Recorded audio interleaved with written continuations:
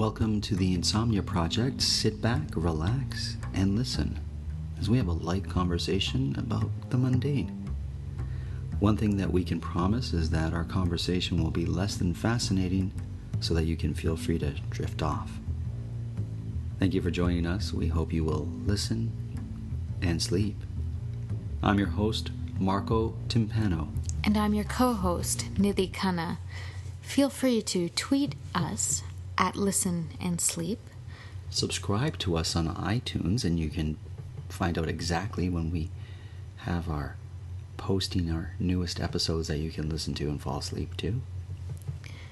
Marco, I received some feedback about a previous episode from a friend of mine who was listening, who is of Ukrainian origin. Oh.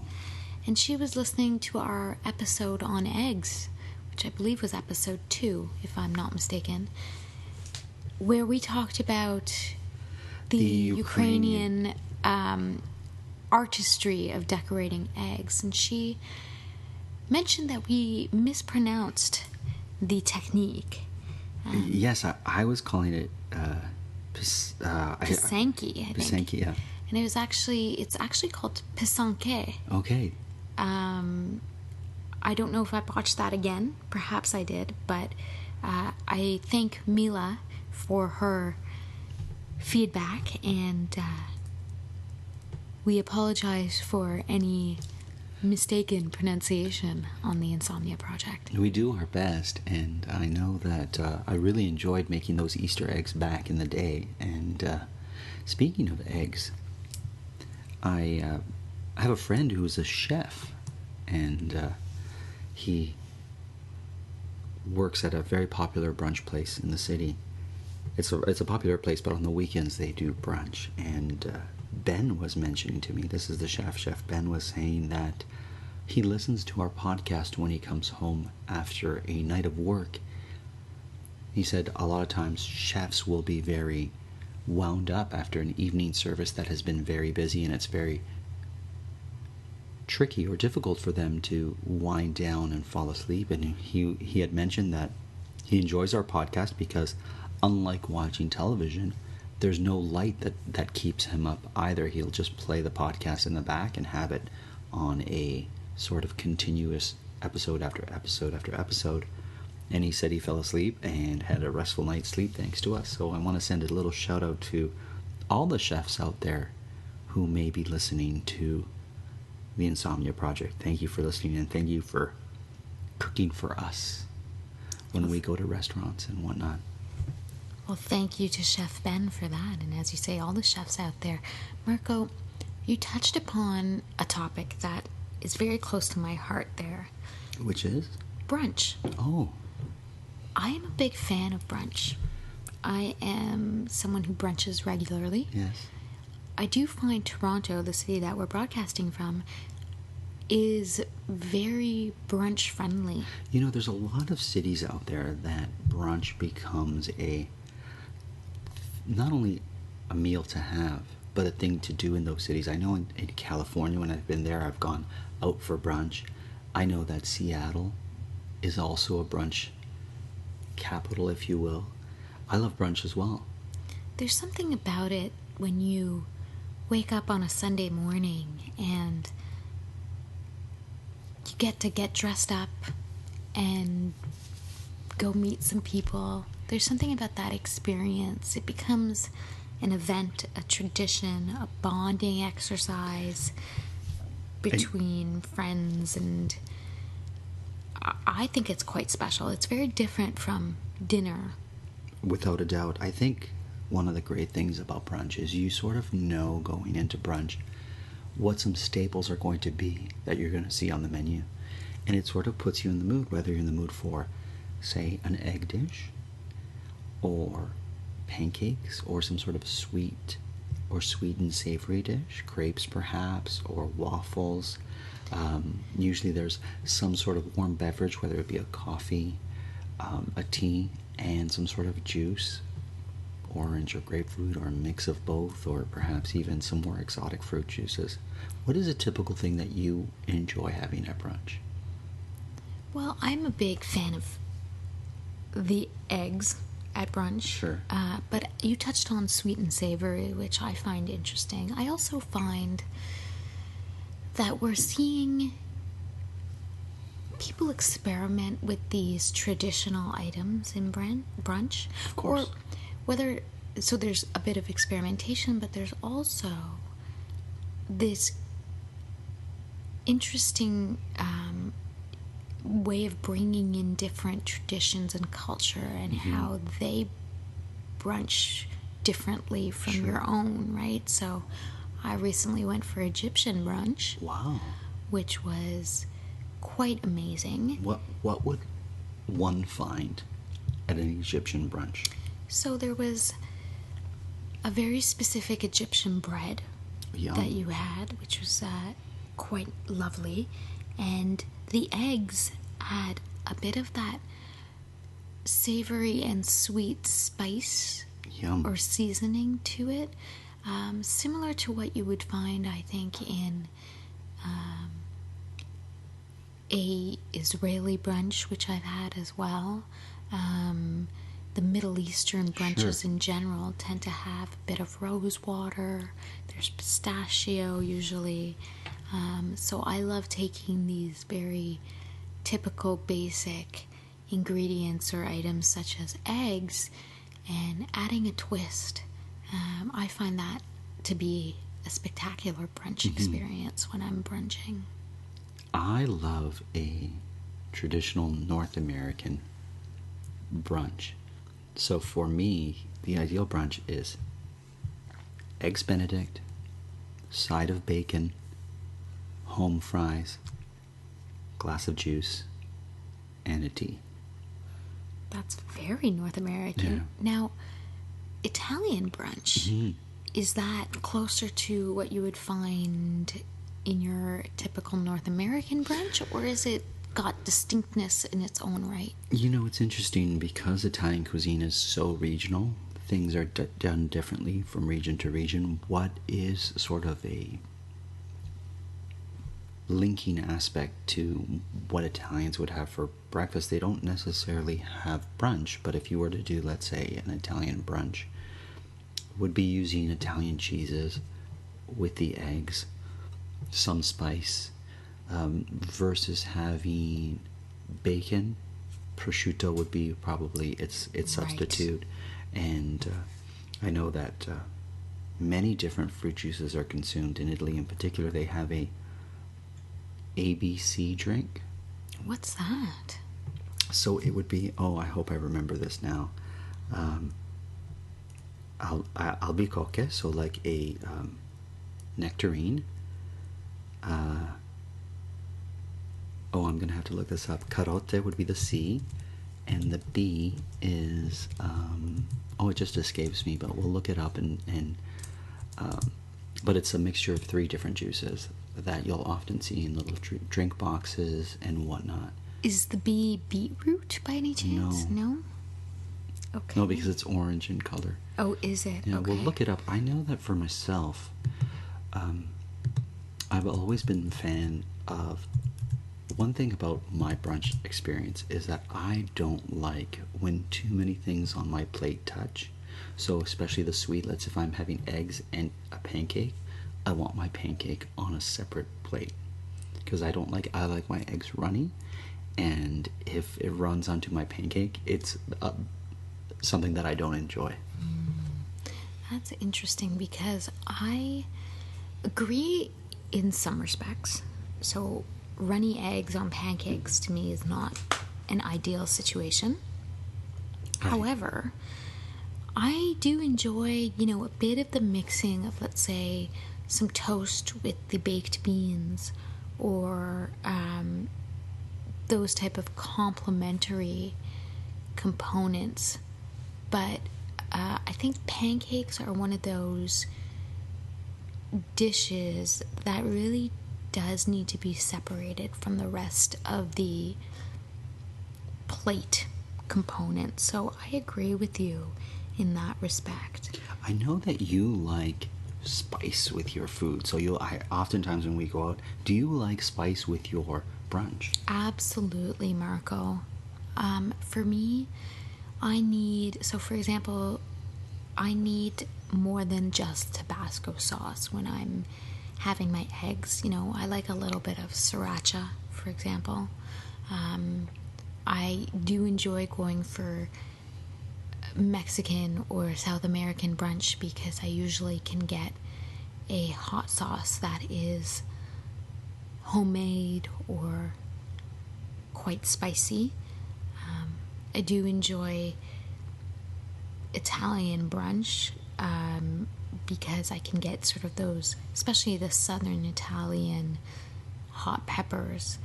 Those are quite enjoyable to me. But for me, in general, I like to have hot peppers or hot sauce on most of my food. At least with each meal, I need to have that as a little bit of a condiment. Yum. It is quite nice. Mm-hmm. We were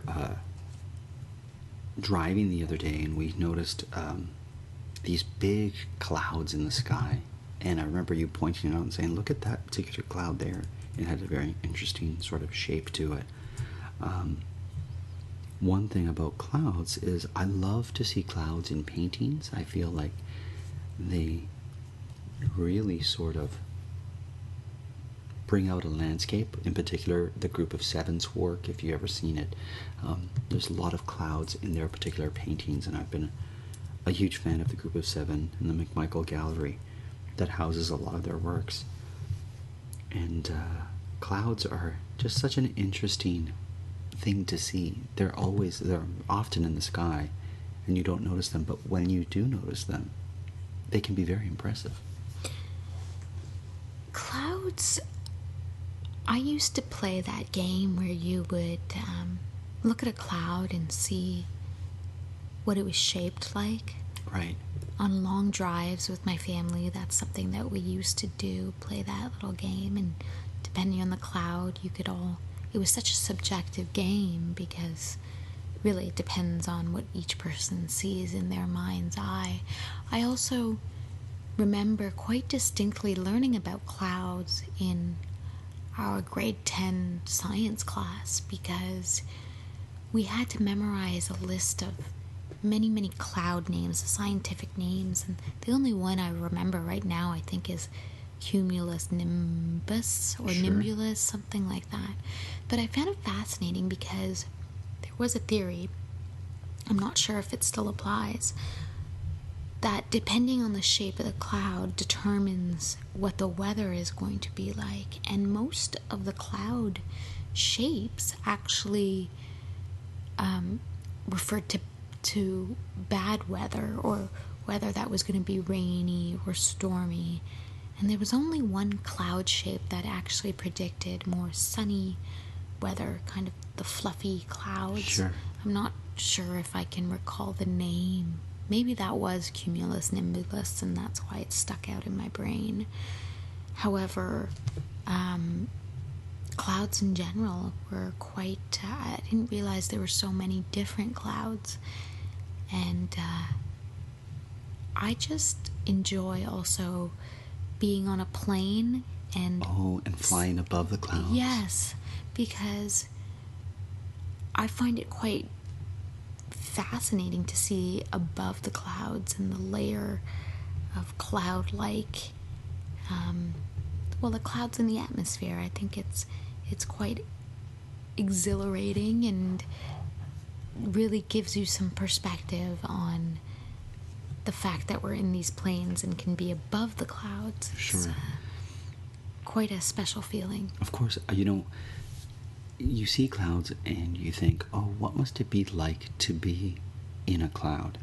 And I don't know if you've ever had an experience where you've, let's say, walked up a mountain or been in an area where you're in the clouds, but it's very wet. It's a very misty experience. Like, in the sky, they seem to have, this white fluffiness that you could almost see yourself sitting on. I think there's so many iconographic images of angels on clouds and people sitting on clouds and things like that. But when you're amongst a cloud, whether you be in let's say on a mountain or in a gondola that takes you up above the clouds. Sure. Sometimes even if you go skiing the gondola will take you through cloudy patches of the mountain, or the ski lift will. It's very interesting in that it's very cool and misty, and you end up getting quite wet being amongst the clouds, which is something you don't really realize when you're just looking at clouds in the sky. To tip off this NBA season on FanDuel, you can choose your own rewards, which means you can play your game any way you want. I get to choose my rewards? Yep. Great! Now, excuse me while I lock in. All customers choose your own reward right now in the FanDuel app. 21 plus and present in select states. 18 plus in Kentucky. Opt-in required. Rewards are non-withdrawable. Restrictions apply, including bonus and token expiration, leg requirement, and max wager amount. See full terms at FanDuel.com/sportsbook. Gambling problem? Call 1-800-GAMBLER. I did look up the juice that I was trying to think of earlier, and it's not ABC, it's ACE. Oh, well, So it spells ACE if you look at it in English, but it actually represents the vitamins that are in that particular juice, and the base of that juice is arancia, which is A, and that's why I thought it denoted the types of fruit. So orange in Italian. It also has C, carote, which would be carrots. So I know its base is always orange and carrot. Oftentimes they'll add lemon, and sometimes they'll add passion fruit. And the reason I know this is that I have an allergy to passion fruit. Oh, do you? Yeah, so I have to be careful. It's not a severe allergy, but it is something that'll cause my lips to tingle and whatnot. So it's one of those items that you don't often see, but for me, I've got to be a little careful of it. And getting back to brunch, what is the fruit that you enjoy most on your brunch plate? The fruit that I enjoy the most, that's a great question. I have to say, I'm a big fan of watermelon, so I quite enjoy when I get a nice slice of watermelon on my plate. I find it refreshing. I find it changes the taste so that you really feel like, okay, brunch has come to an end. I've finished all the food on my plate, and here is the little almost dessert-like part of the plate that I can top off. How do you feel about watermelon seeds? There's so many seedless watermelons that now oftentimes you won't even see those precious black watermelon seeds that you once saw, and I kind of miss them. Do you? Mm-hmm. What is it about them that appeals to you? There's something nostalgic about watermelon seeds from when I was a kid, and you'd often have watermelon that had seeds in it. And then, it's been very popular now to have seedless watermelons. Yes. But there's something charming about spitting out those seeds and going for distance or picking them out with a knife. And there's something beautiful about cutting a watermelon and seeing that beautiful bright red flesh with those speckles of black seeds. That's very true. That's very true. There is something quite artistic about it. Did you, as a child, ever try and plant the watermelon seed, or any fruit for that matter, try and plant the seed to see if it would grow? Oh, Nidhi, this will have to be conversation for another podcast, because I have quite a story. Well, I have quite a story about planting seeds in our garden. My family is a family that gardens quite a bit and has a very large vegetable garden. Marco, I think we do have a little bit of time if you'd like to get into it a little bit. I'm curious to hear your thoughts on this. So I had a fascination with planting things in the garden, and I remember thinking to myself, I want to plant watermelon, but I was told watermelon won't grow in Canada, so you won't have any watermelon. But I was determined, so I grabbed some seeds from a random watermelon and planted them in my parents' garden. Sure enough, watermelon grew. They weren't very big. Really? And you see more of them now. They're like little sugar melons, so they're the size of a smaller than a football. Yeah, like a small I don't want to say bowling ball, but a small. Oh, that's a good analogy. Yeah, a small ball, anyways. And everyone was kind of impressed that I was able to grow watermelon. And so then it became a sort of challenge for me. So what I did was I bought packets of giant pumpkin seeds. Oh. So a giant pumpkin seed is probably about the size of your thumbnail when you take the packet out.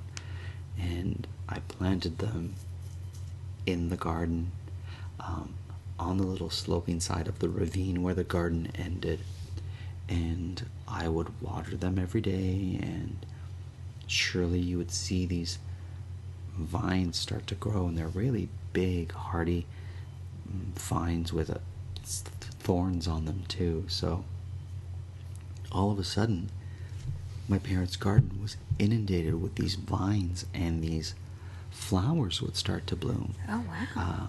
And my dad said, listen, if you want the watermelon to grow big, you have to remove some of the flowers and only allow for, the nutrients to go to 1 or 2 pumpkins. And so I did what he said. I plucked some of the flowers off the vine and allowed for 2 or 3 to grow. 2 or 3 pumpkins. Actually, I think I had 2 vines, and I allowed 1 pumpkin on each. Oh, wow. In my parents' garden. But I forgotten that I planted some on the slope of the ravine that was in my parents' backyard that just kind of sloped into a grassy field.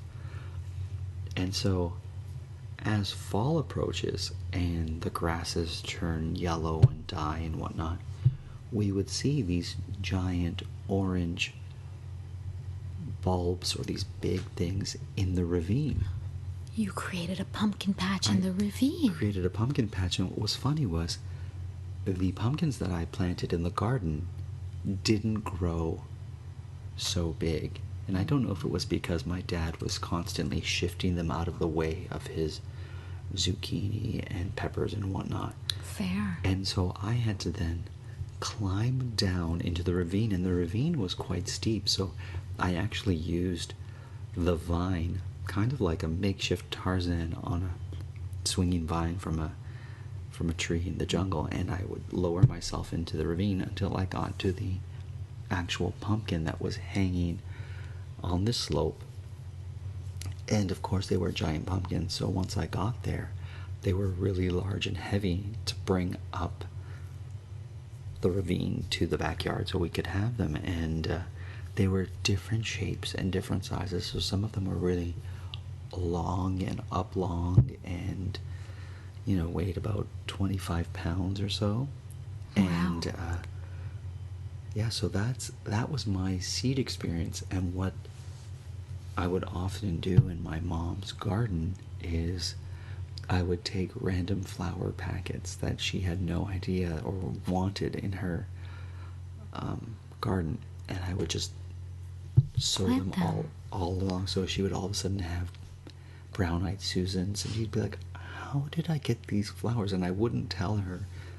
And you are a rebel there, Marco. I was a little bit mischievous, and when my wife found out about this, she then told my mother that I had gone and planted all these random and odd seeds in her garden. And then we got to talking about the pumpkins that we grew. So I had these giant pumpkins, and they weren't easy to carve either, because you think, you're used to carving jack-o'-lantern pumpkins, which yes, that is my when you say pumpkins, I think about the round orange jack-o'-lanterns that you see during Halloween, and your story evoked a bit of the Charlie Brown movie, a little bit of a cross of Indiana Jones with the vines and the Tarzan Well, it's interesting because these giant pumpkins aren't necessarily that bright orange.